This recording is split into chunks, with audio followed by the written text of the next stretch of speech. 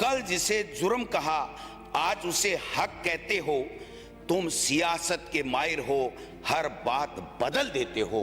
ये जो बिल आप लेकर के आए हो, इसको हमने जनमत जानने के लिए, प्रचारित करने के लिए कहा है, क्योंकि इसमें बहुत बड़े विषय है सर। 30 साल पहले क्यों लाया गया था, 1990 में ये बिल क्यों लाया गया, ये बात देखनी पड़ेगी। इसका मूल उद्देश्य था जनसंख्या नियंत्रण।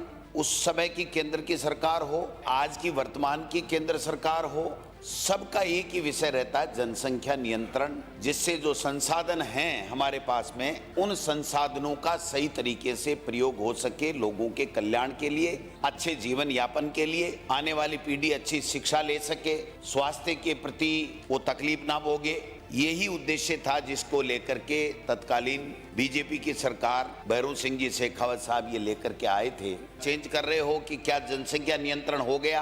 क्या केंद्र सरकार ने अपनी नीति बदल करके छूट दे दी कि नहीं, अब जनसंख्या नियंत्रण की कोई आवश्यकता नहीं है, मर्जी आए जितनी जनसंख्या बढ़ाओ। बढ़ती हुई जनसंख्या संसाधनों पर बोझ मानी जाती थी, क्या वो बोझ समाप्त हो गया है? कानून की कोई प्रासंगिकता ही नहीं रही है, या इस बिल के बाद में कोई फर्क नहीं पड़ा, जनसंख्या ज्यों की त्यों ही बढ़ रही है, इसलिए अप्रासंगिक हो गया है? मेरा ऐसा मानना है कि जनसंख्या ज्यों की त्यों बढ़ रही है, केंद्र की नीति त्यों की त्यों है, जनसंख्या नियंत्रण की बात है, कोई इसमें गिरावट नहीं आई है। जो ग्रामीण परिवेश 70% के लगभग ग्रामीण परिवेश में रहते हैं, कोई इतनी बड़ी जागरूकता, इतनी बड़ी शिक्षा नहीं आई है तो उसकी वजह से उनके सो मोटो ही समझ में आ गई हो, कानूनी की आवश्यकता नहीं है। अगर इतने ही कानून की आवश्यकता नहीं है तो ये डबल इंजन की सरकार है, फिर ऊपर वाला जो इंजन है वो घूम रहा है विदेशों के अंदर, वहां से कोई कानून बना करके ले आए, या फिर सरकारी योजनाओं का लाभ, सरकारी नौकरियां, इनमें जो आपने कानून इसमें शर्त लगा रखी है 2 बच्चों की, क्या उसको भी अब आप लेकर के आने वाले हैं? क्या उसको साथ में क्यों नहीं लेकर के आए? कि कोई विजन नहीं है, अभी तो डबल इंजन की सरकार है, अपनी मर्जी है जैसे करें, जिसको पकड़ो उसको पकड़ो, जिसको परेशान करो परेशान करो, जो कानून की व्याख्या, जो अपनी मर्जी से कानून बनाओ।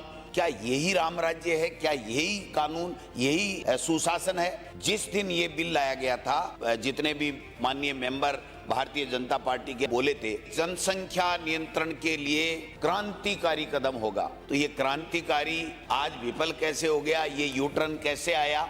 यू टर्न में तो वैसे भी ये मास्टर है, और पंचायत राज मंत्री तो जाने ही इसीलिए जाते हैं कि ये यू टर्न मंत्री हैं, तो इनके ऊपर तो कोई ज्यादा शक भी नहीं करता।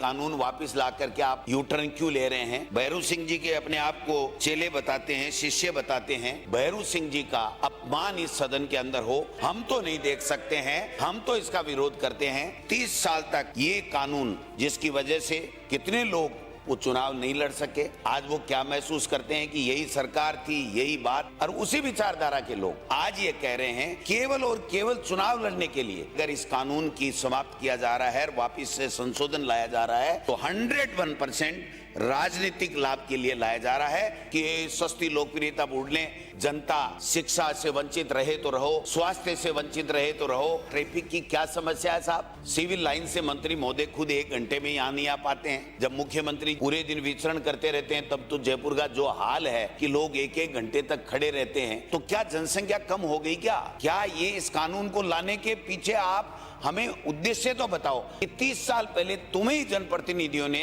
इसी विधानसभा के अंदर ये कानून लाए थे, 2 से ज्यादा के बच्चा अगर होगा तो वो चुनाव लड़ने का अधिकारी नहीं होगा। आज हम उसी कानून को वापस ले रहे, और वही सरकार ले रही है जो सरकार लेकर के आई थी, क्योंकि जनसंख्या नियंत्रण किए बगैर तो हम लोग विकास कर ही नहीं पाते। 2047 के अंदर विकसित भारत बना रहे हैं, क्या इस कानून से, बच्चों की छूट देने से विकसित भारत बन जाएगा?